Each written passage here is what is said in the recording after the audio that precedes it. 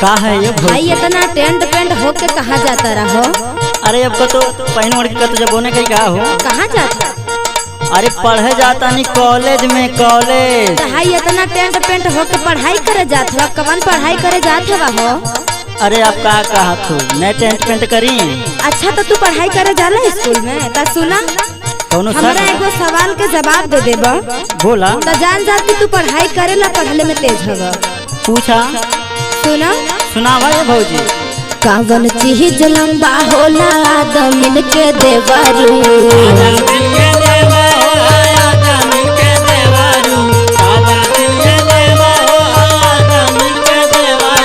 सोच समझ के बताई है। एकदम भौजी पूछा। सुना। पूछा। कावन चीज लंबा होला आदमी के देवरू। बता बता ना हर बता बता ना की काऊ बोल होला औरत के बता बता ना की। सब का बता के जान जा पढ़वैया हवा। टेंशन मत ला रुका। तनी दिमाग दौड़ावा दा बतावा। हाँ दौड़ा ला सोच के बतावा। कवन चीज आदमी के लंबा होला? हाँ। ओहो सुना। का बोला? अरे आदमिन के लंबा होला टीका औरी चुरुकी।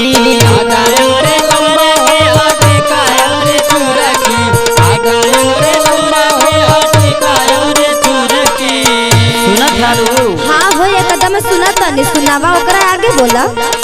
आदमिन के लंबा होला टीका औरी चुरुकी। सुनाए भौजी अरे सुनाए भौजी टिकुली गोल होला औरत के। सुनाए भौजी। अरे राम राम तू तो सच बता देला हो। अरे तक्का इलू गइलू समझले हो का? अरे मलैया काले से पढ़ ले हो।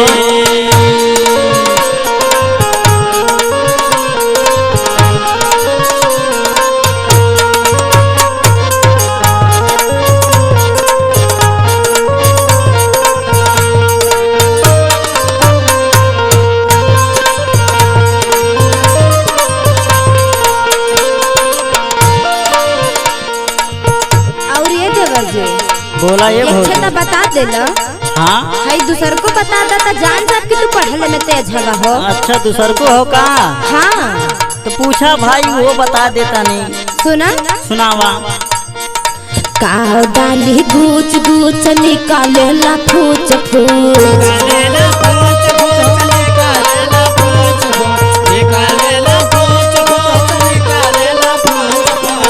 हमके लगता कि तू ना बता पैबा।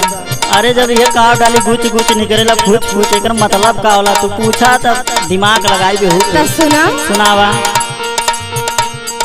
काव डाली गूच गूच निकालेला फूच फूच। बोला देवरू हरे बोला देवरू ओकर रंग होला सफेद। काव बोला देवरू।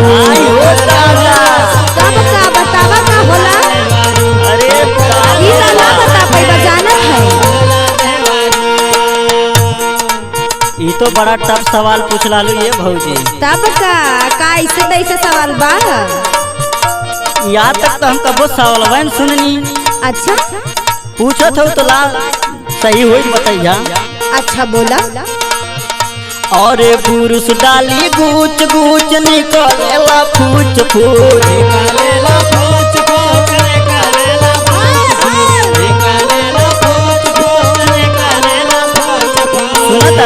हाँ हो। हाँ हाँ पुरुष डाली गूच गूच निकलेला फूच फूच। कुल गेट भौजी कुल गेट भौजी ऊपर रंग होला सफेद। कुल गेट भौजी। अरे सासो में तू बड़ा तेज हवा हो। सब का मत समझा।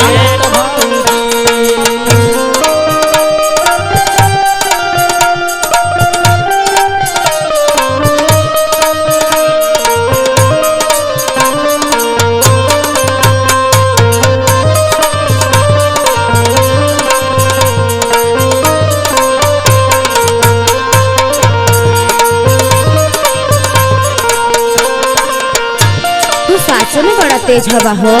हम तो सोचत रहनी कि तू बताइए ना पैबो। अरे तू बहुत सोचलू, अब हम कहाँ देख ले हूँ। अच्छा तो हमार सुना सुना एगो बात बोली मन बा। अरे मान लायक रे भौजी, हम तो और कुल बतिया मान जा। हाँ तो सुना बोला। जान गई रंजित बाबू बाटे जानकारी,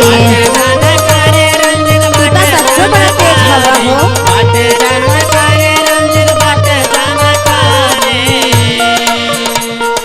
जान गई रंजित राव बाटे जानकारी त कहले ता हारे कहले ता आसो लगन में बिया हवा कहले ता। आई हो दादा बियाह तैयारी करवावत हो का। हाँ हो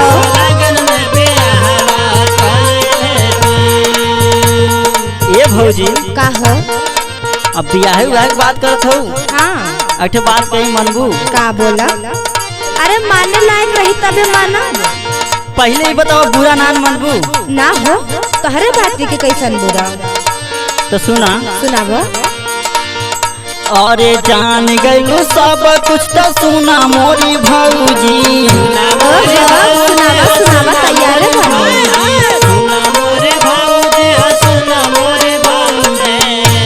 हे भौजी का हो। समझला, बहुत रिक्वेस्ट करत है। अच्छा कौन बात खाते। एकदम मान जाइया, ना ही मत करिया हो। अरे बताइबा तब का। अरे जान गइलू सब कुछ तो सुना मोरी भौजी, कराई दे तू हर कराई दे तू अपने बहनी से बियाहवा कराई दे तू। अच्छा ढेर बोलत है। तब का